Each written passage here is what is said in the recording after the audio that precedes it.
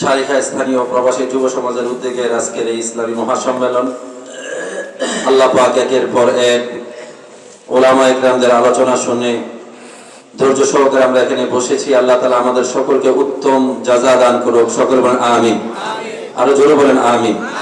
এবং আমাদের দাওয়াতি মেহমান সকলেই আলহামদুলিল্লাহ একের পর এক আসছেন, আপনাদের সামনে স্টেজে উঠছেন এবং ক্রেস্ট গ্রহণ করেছেন।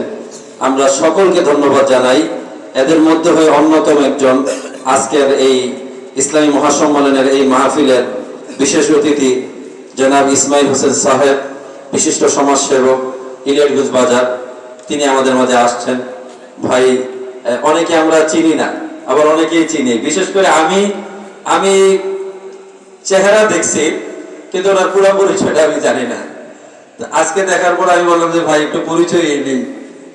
আর আমি ওনার অনেক সুনাম শুনেছি, খুব ভালো মানুষ। আমার ওস্তাদরা, বিশেষ করে এই মাদ্রাসার ওস্তাদরা ওনার অনেক প্রশংসা, বিশেষ করে হাফেজ সাহেব কয়েকবার আমাকে ওনার প্রশংসা করছেন। এরপরে আমাদের হোলি মডেলের প্রিন্সিপাল সাহেব, আমাদের মোস্তফা সাহেব, তিনি অনেকবার বলছেন। আমি চিন্তা করলাম যে একটু সাক্ষাৎ হোক। দেখার পর আমি চিন্তা করলাম একটু দেখছি ইলিয়াটগঞ্জ বাজারে, তবে একই ইউনিয়নের আমরা, দেখা সাক্ষাৎ না থাকার কারণে আমি ঢাকাতে ব্যস্ত, আর উনি ওনার ব্যবসায়িক কাজে এবং সমাজের বিভিন্ন সমাজসেবক কাজে উনিও ব্যস্ত থাকেন।